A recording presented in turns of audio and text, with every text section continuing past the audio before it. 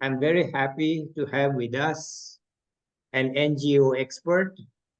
He's one of the persons who works for the parent organization for what is now the world famous Jaipur Literary Festival. But that's not the only NGO he works for. He works for several others. He is Rakshat Hooja. Let's listen to him. Over to you, Rakshat. Thank you, Subodh, for this wonderful opportunity. And as a disclaimer, Subodh is my uncle, so I am doubly happy to be on his Vidped, I think as he calls it. I'm not fully sure what the subject matter is. I was given a carte blanche to speak about anything. So I think I'll start off with some ideas or couple of stories, and then speak a little bit about my life, which has been through various directions, if that might be the only interesting thing I can talk about. And then a couple of minutes about the current work I do for Jaipur Virasat Foundation that Subodh mentioned. And then we'll see where this thing goes. So, I've been hearing or watching some of the Vidped parts of them that have come on.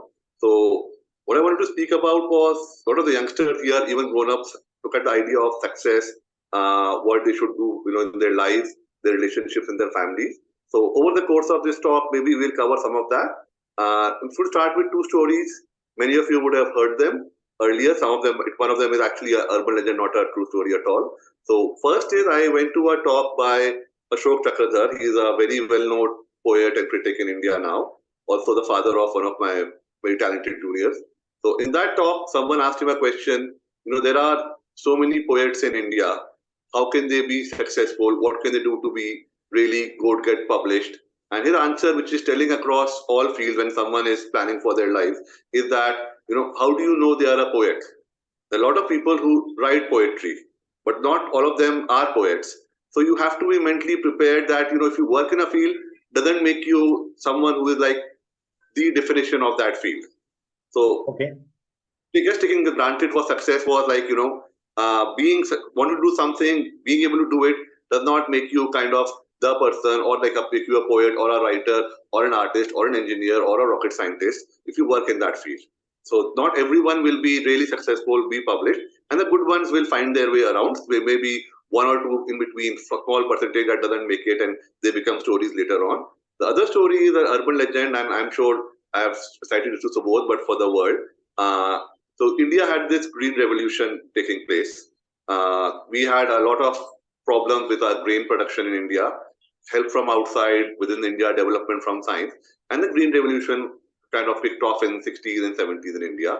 And a person representative, it varies between being a World Bank representative, American embassy ambassador, Indian government representative, went to the farm to study the Green Revolution, where he found a farmer sleeping away in the afternoon. Most farmers in India sleep the afternoon, they work morning and evening, but visiting people will still, wonder why. We asked him, why are you sleeping? He said, I'm resting, I have no work. He said, but have you learned about the new technologies we have brought in? It will increase your production 6-fold, 7-fold, 8-fold. The farmer was very excited. He said that this is a great idea. So what do? He said, you buy these seeds, you plant them, you use these fertilizer. At that time, fertilizers were in. Worlds change. You use these watering systems, and so he said, very good. What next? Next, he said, if you plant these according to these techniques, you will have good production. The farmer is really excited. He said, because production matters to a farmer. He said, what next? He said, you can then take the produce and sell it in the market or at the support price of government. He said, what next? He said, you'll have a lot of money. The farmer was like, yeah, I will have a lot of money. He said, what should I do next? He said, then you can use that money and rest. And the farmer was thinking and saying, I'm resting already. So why do I go around this entire cycle of production? And that's part of the modern world, that where production is required, jobs are required to keep the world functioning. There is a theory, I don't subscribe to it, that civilization is actually the end of humanity, because we are kind of coming into a circle where we are just living for the sake of living and not for ourselves. But moving away from that, these are just a couple of ideas I am leaving in the beginning to think about, because the way my life is, I think it's been moderately okay. I have no regrets at all. And the reason I'm also giving this talk the way I am is, once one of my friends asked me, what will you do? What changes would you make in your life if you could live it again? And a very close friend of mine, normally a very docile person, I thought, and this was a serious question, I took it seriously, rare time when I took a question seriously, and I said, I would make not one change. And he got very angry. He said, how can you live a life where you are happy with everything in your life? I said, I am happy with 89-90% of it, and 10% is just not worth making a change in your life because you'll have cascading effects. And he was very happy. So I realized that there are, life and earning, income, job, school, college. It's all about getting somewhere, but you're also chasing that happiness. So if you can find that, that's a earlier, good thing. And so my life has moved through various. Some people say like, why haven't you been stable in one job? And I'm like, because I didn't want to be stable in one job. I had ideas. I would try them out. Maybe I had some privilege, some fortunate things. Sometimes not my personal, not having too many wants that I could get away with that. So it starts with school, where the school it later on became very famous, sort of iconic in the small world of Jaipur where I live and where I work also now. But when it started, it was basically, it ends with the Vidyalaya, Maharaja Savai Man Singh Vidyalaya, and was 3 rooms with floor seating to 300 students starting off. It was still a gamble, but luckily the school went ahead and had, again, never a great school academically, never a great school sports-wise, but reputation-wise, it kind of improved. So that was a good part of it. And when I came to the 10th class, I decided, I was very adamant I wanted to do science in 11th and 12th. Also adamant that I did not want to do science after that because I had seen what was happening with some of our seniors who were like, even now it's happening, you are hearing about these suicides in Kota or various places where you're fighting for entrance exams. And I have never understood that idea. Why should someone who is finishing school, in India you give a board exam which is quite relevant to a lot of your future life, not the 10th, but the 12th exam, especially if you want admissions in universities, and at the same time competing to get into really difficult to get into institutions. And really difficult means it's an elimination exam. So it's not like if you have this much knowledge you will get in. It's like you have to be in the top percentile to get in. And so I had science in school, which was a good thing. And because I was not giving these competitive exams, I could really appreciate and enjoy the science in school, learn that. And I would see my friends who were studying for competitive exams were really struggling. And most of them, like I could generalize, like almost each and every one who was giving a competitive exam was struggling because they were kind of learning 2 courses in a year. And then I went on deciding, again, a huge jump to sociology in Delhi University at Venki. Total 180-degree change. And part of the reason was obviously I was young. I said I want to be in a college which has a good college life. And that's what the other part I mean. You will learn. You can always learn in life. You have the internet now. You have YouTube. People see 5 YouTube videos come with a business idea. I think Subodh also has some business idea after seeing internet. So like what's happening in the internet or the social media space. So you can learn, or you can always learn. Life is a lifelong learning. But the times you spend in college with the peer group that you form, that people call networking, I am not so keen, but the networks that you form, friends, families, other people, this is a very important part of it. So, when going into college, it's not just the education, it's also, and the reason people go into, suppose from Stephens, people go to Stephens is definitely not for studies. It's not the best college studies wise anymore, but it does have a way that you connect with people. It does have a kind of a system. Many colleges, again, I'm generalizing. It also happens in many engineering universities. You go there to live those 5 years as students, not to really go out there and, top the class or be really, you will not come out as experts after a BA or a BSc or a BTech. Maybe after a PhD, you will be really be expert in the field. Even then, you are wondering if someone else knows more. But the first graduation degree is just to get a basic hang of some subjects and to kind of like basically kind of like have a peer group, have some understanding, have a group of teachers who you can consult, have your picnics, have your travel, get the experience of the life. So that way I was pretty keen, and thankfully my family supported. I went into DU for for my undergraduate, and then I shifted because of circumstances. I did get admission into JNU, but I was not very keen. I did not get admission in D school in sociology where my brother was, because before the re-evaluation, you have to hit a certain percentage in your exam. And the date for that, I had a very good interview there, but my percentage was below what was required to qualify for, not interview the exam. You only have exam for the master. You have interview for the MPhil PhD. So I decided to go into Jamia, and that was really a good stroke of luck. So people would say, no, you can't get into the college that you want or the university that you want. But here was a university, at that time was not a minority university. It was central government university. It still gets ranked second or third in India. I do not believe the current ranking. I would say it should be lower, but it is ranked. Like JNU and Jamia get ranked pretty high up in the Indian ranking system. again, both universities, I do not think I have been to other universities. I think some universities are better, but I think the overall credentials of a university, the alumni also matter. But we had our masters in sociology in Jamia had a serious student strength of about 8 and a faculty strength of about 12. So that really gave a great, you can't match that in any university in India. At least at that time you couldn't, where the teacher ratio is higher than the student ratio. And those teachers were they were happy to have the students who were serious. But they were coming through a undergraduate class that was not that serious. And the master's class was all from outside that had come in. And so we could really, again, learn a lot, do a lot of things. And from there, I moved on to do an MPhil in science policy. So my interest had always been about how science is created, how we can get more knowledge created. So sociology was a stepping stone, partly linked with a lot of the science fiction that I read actually focuses on societies in the future and not really on the science in the future. So kind of getting that idea, and I was highly influenced by psychohistory, which is Isaac Asimov's concept, where you can predict the future, which is pretty much every science and every social science, and even if it is not, it's every scientist and every social scientist at the end of their career are trying to figure out, can they really make predictions based on what they have learned all their life. So the reason I studied sociology was not because it was a college where you have it partially was 3:25 boys to girl ratio. That also was the reason. But the main reason was I felt as a subject, it would give me some insights into when you combine that with science, combine that with statistics, into making kind of quantitative prediction. Quantitative, I mean by large scale prediction. You can't predict individual action, but you can start off predicting large scale actions that are happening across the world or happening across kind of a small system that or universe that you create on your own.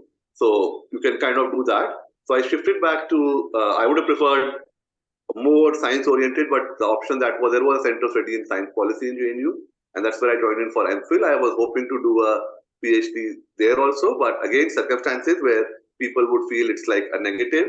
The faculty there, some of my guide and all left for things abroad. They have never come back even now, so it wouldn't have worked if I stayed on. Some of the faculty there wasn't very happy because the earlier faculty had really supported me and given me liberties which were like not normal for students, like don't attend classes and all. But I asked for them. You have to ask for these things.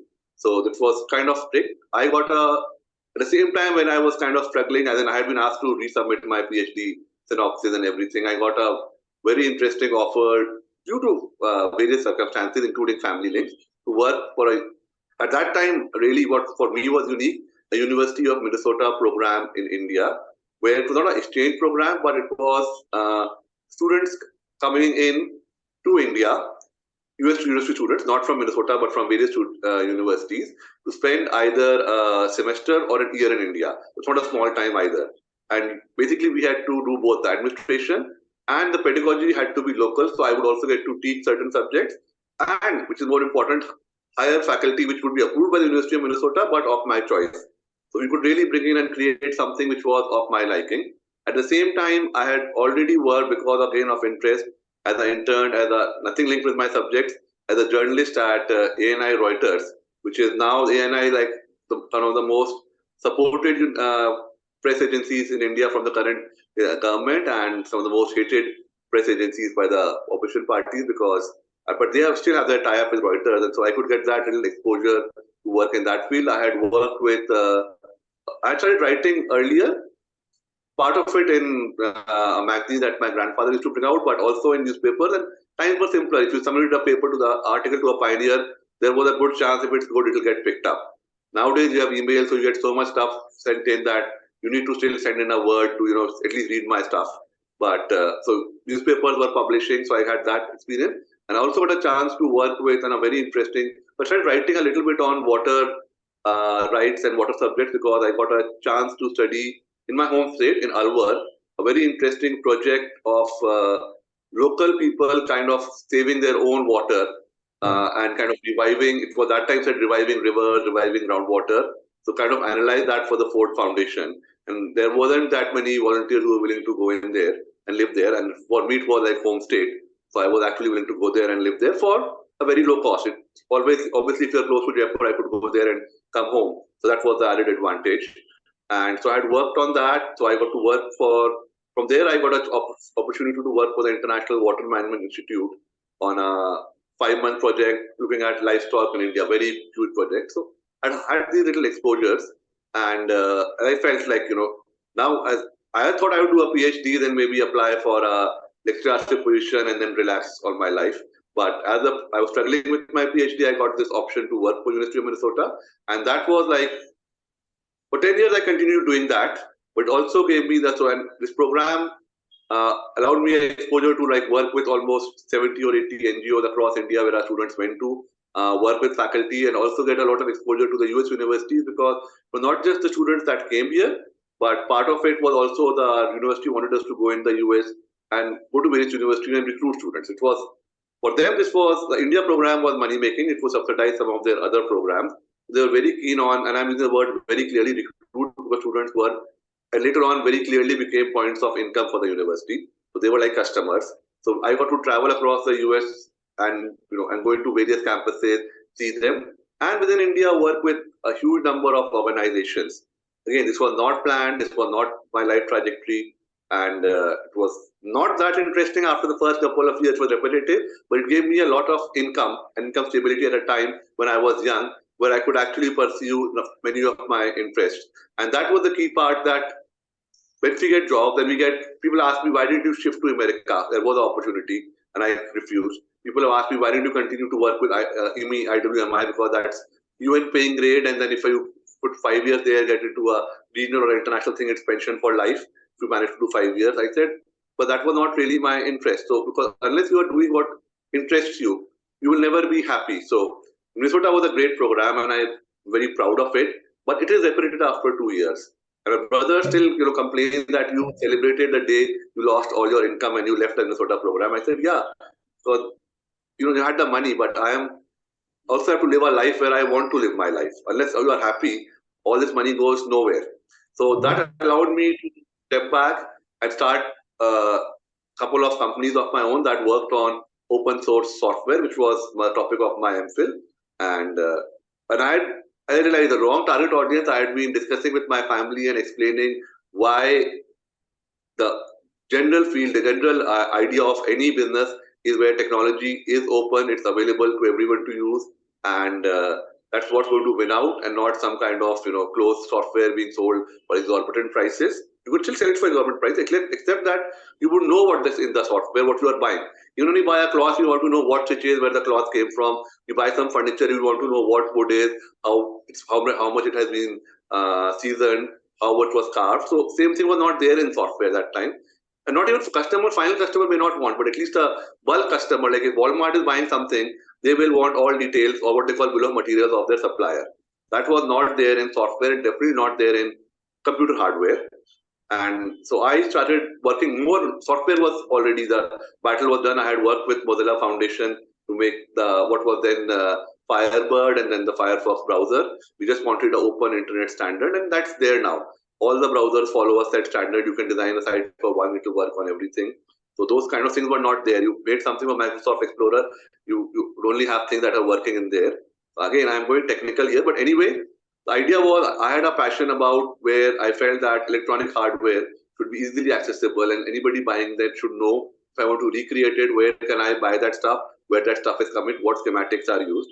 And with that money, I was able to set up this company, and it's like, this one really exploded and became big very soon. Like even till now, it's been like 8 years since I closed the company. People come, can we come to your place and buy the stuff? So we started building prototype. There were no iPhone, there was no Android. At that time, prototype boards and working phones for, and I was part of it. Like some people say, even I thought I was basically a distributor. I would do some programming, some contribution to the hardware development, but as I've shown some of my friends that they have acknowledged my name in the design. So let's say I'll go ahead and in today's term, if you get an inch, take a foot, say that I was part of the creation of these things. These phones, which are prototypes, cell phones, I still have those copies. First one was called Neo 1973 because the first cell phone communication happened in 1973. So we had what we used to call the Nokia bricks or the Ericsson bricks, and we did not have smartphones at all. We didn't have Blackberries even then. It was 2007 when we started this. But these were touchscreen based phones. They were not as functional or smooth as today's phones with working internets, working GPSs. I was only doing prototype selling, so it was B2B. But I would, because, and it's again not a very successful business strategy, but something I am still very proud of. So all my life I'll be happy about, was we managed to sell to almost every cell phone manufacturer in the world. I exported the stuff to at least 60 countries. Again, these are prototype shipments, so I'm not making much money. It's like 1 piece, 2 piece, 4 pieces. But that company really grew, and then we could work with companies in the US. Texas Instruments was one of our pieces. I'm a tiny company out of Jaipur. And I am this is not a VC culture where you have venture capitalists. I'm not looking at any rounds of funding. It's what they call bootstrap right now, but not even thinking. You just ran a company. You do not think of funding and selling it to someone. If I'm going wrong, just tell me if I'm just going too long or too boring. Okay. It's fine. Yeah. So we were very happy, and the part I had wanted, which got fulfilled, was I had wanted Indian universities to kind of like students in Indian universities, including IITs, including the State Institute of Technologies, all of them to have access to the latest kind of hardware, which they could not afford, was so expensive. And our company became the de facto supplier to almost, again, not in large quantities, it's not huge money, it's still in crores, not talking small numbers, so annual turnovers, but to almost every one of them. I was very happy I didn't take it up, because at that time, I didn't have enough business sense. NIT Hamirpur, which is the Himachal technology, actually offered me a full space and a lab to set up a lab in that space and a permanent innovation lab there. So we were able to sponsor, and kind of crazy to me now, we were like the sponsor for IIT Bombay because the students wanted our product. Multiple years sponsor for BITS Goa, because I wanted to go to Goa every year, so sponsoring that gave that opportunity. So those kind of things were happening, and I was actually too young to realize that this could have been monetized into a huge, I didn't want to also, into a huge kind of, you get the partner, get the money, move out. I was offered a buyout from Texas Instruments for about 2.5 crores overall for all the everything. I was at that time looking at more of, tapering down, because the aims of that company had been fulfilled, and I couldn't really see how I could grow it. Now I have learned more. I said you can just hire different people, sit out, take your money, and use it. But I thought I will do something new in life. So this thing was tapering down. The Minnesota work had become very routinized, and they were also having issues, because I said the students became customers. This is around 2010-11, post the minor recession, which we call the Great Recession. But historically, overall, we have seen it didn't really last for that longer time. So it was more of a high impact, low time recession in the US. The universities were still having trouble, because the value of their whatever their corpus and all had fallen significantly with the way they had invested.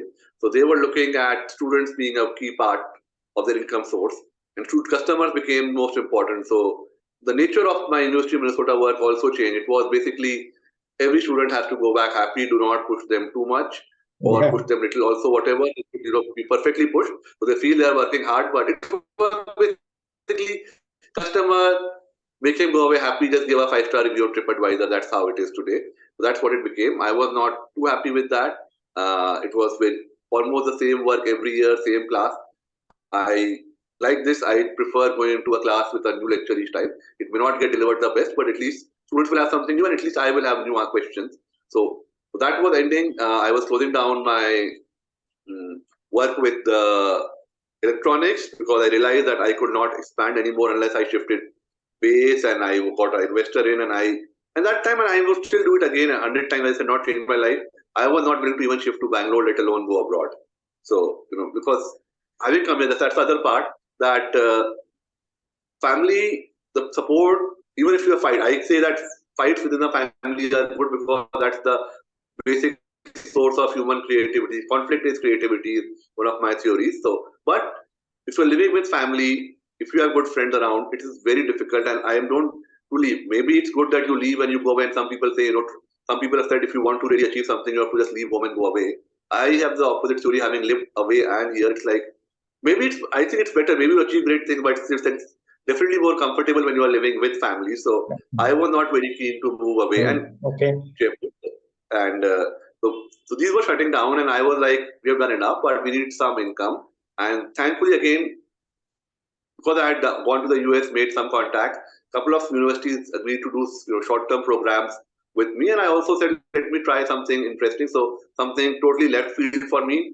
Jaipur had a very interesting but exorbitant luxury car business, because it's a destination wedding. Almost every major businessman comes into Jaipur. They don't really invest in Rajasthan, but we have refineries, you have stone, you have chemicals that are not chemicals, but products that are used for chemical production being bought from here. You have a huge jewelry trade, you have a tourism trade, so everybody would come in. So I decided that they saved up money, and which in due course got lost from my University of Minnesota work, and sort of some saved up money from my electronics. I will get, because I just felt that this is a market where people, it was not for really for income, as you know, a lot of my family members say that it was obvious to you that what you were trying out there was not for income, because you didn't structure it that way.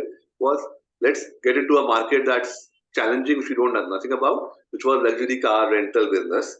And that's where I took some loans from the bank. It's the first time I'm really taking out huge amounts of loans. And it was interesting doing that. I realized I don't want to do it if I get given a chance, because not because the business is problematic or the financing is problematic or the customer problematic, but it also matters who your competitors are. You don't want to be in a business where almost every competitor, and I use the word freely, is basically a person who wants to steal money. I'm not using the word criminal here deliberately, but basically that's their aim. So you don't want to be in a business where you are competing with people who will not at all play anything by the books. And that's where this trade was.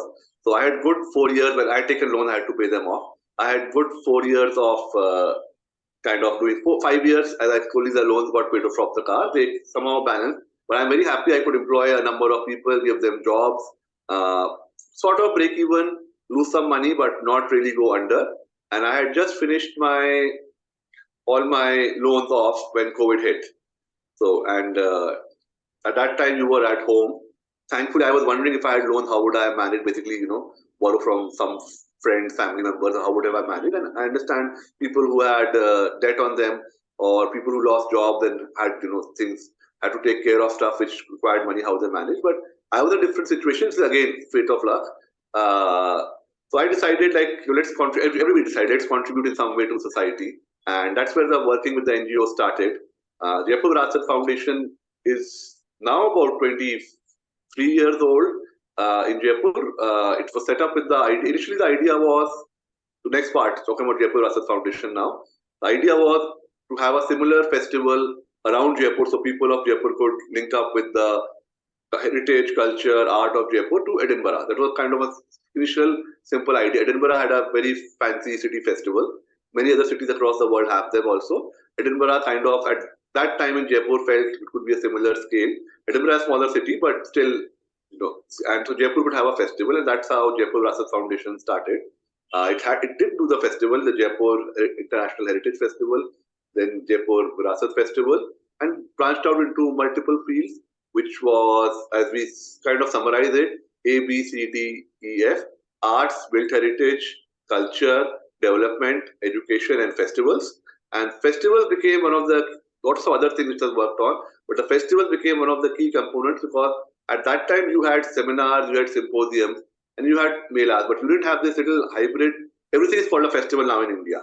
Even the government, everything is a, you know, a binale of a museum is a festival, library is a festival, library festival, government of India does. It's like the idea of using the word festival for something that was not just pure fun, but also kind of semi-academic, semi-intellectual, and bringing in a learning aspect was not there, that you could merge the fun and the learning component. And so the festival, so the Jaipur Literature Festival started off as a day in this Jaipur Virasat Festival. And from there, it just grew on and has become one of the biggest literary festivals in the world. Same time, Jaipur Virasat Foundation worked on documenting. So it's been done multiple times.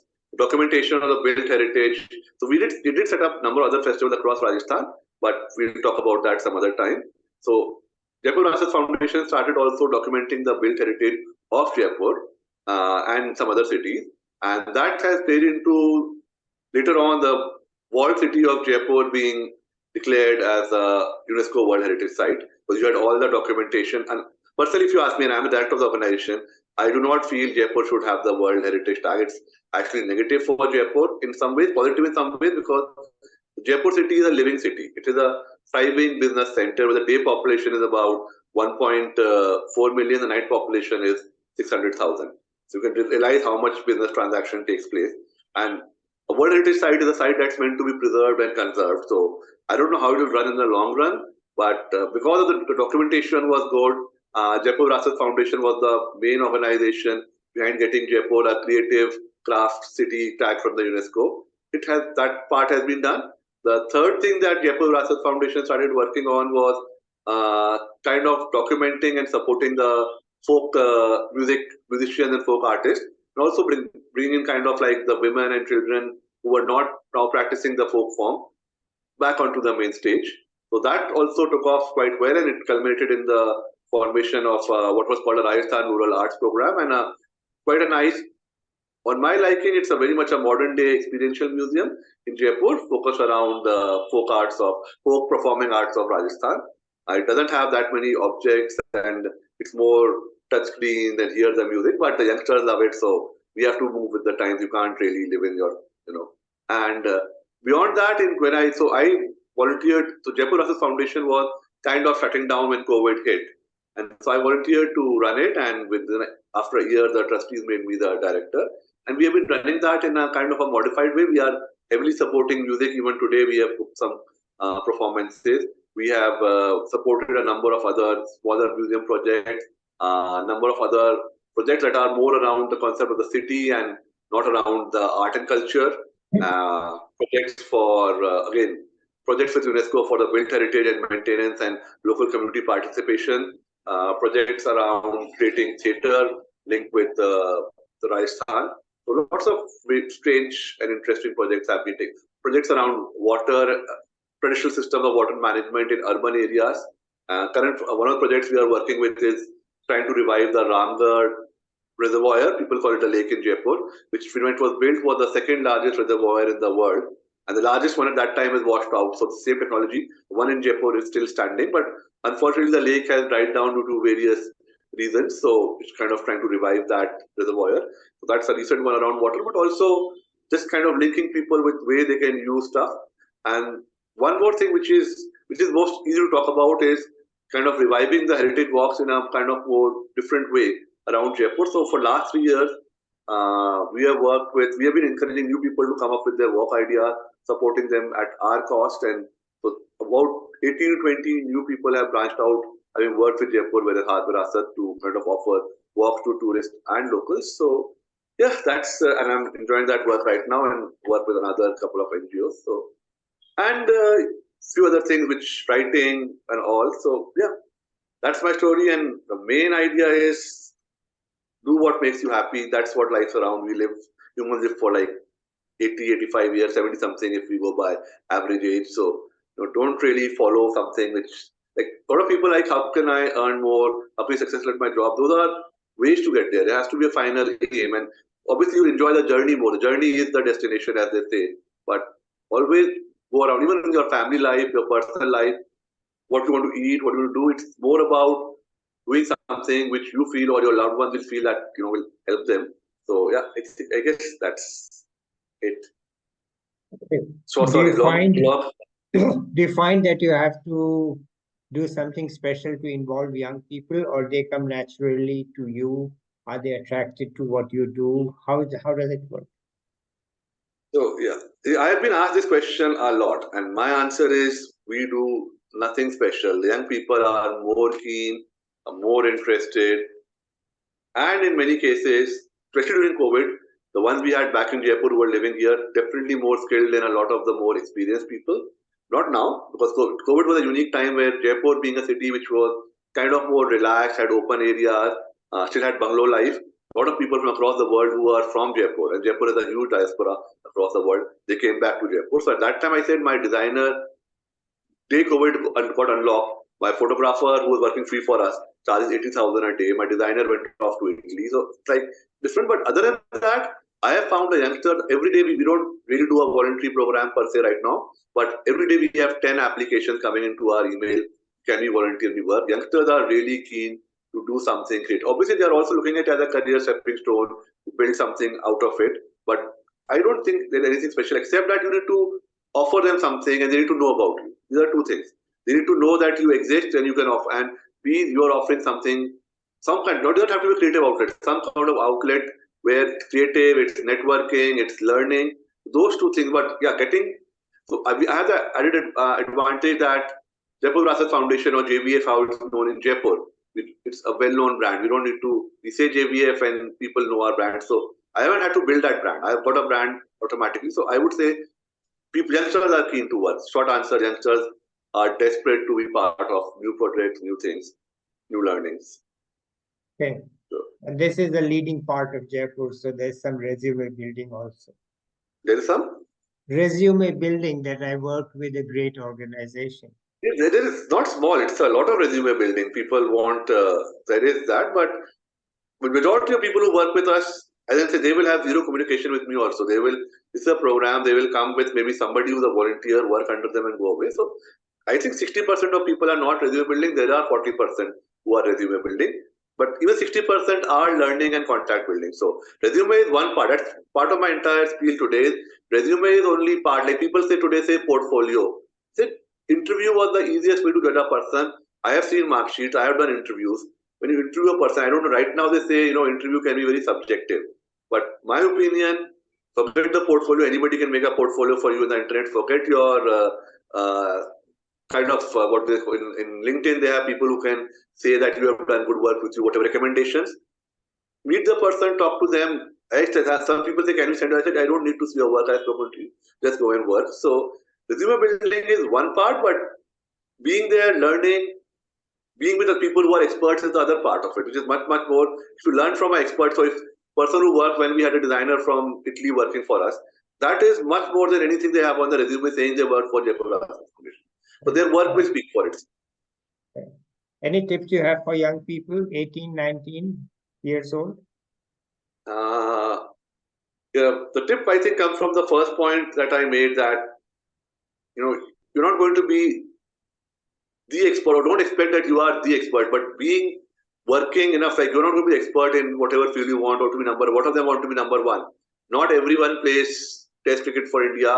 Now the pool is bigger, not everyone plays IPL, but there are millions of opportunities otherwise which you can go for, take up. If you don't make it as a cricketer, you can make it into management. This idea comes from all of us when we were young. Formula One, which is a racing system, it's now entered the US also, which is the top car racing system in the world. All of us dreamt of being a Formula One driver. And we said, we cannot be.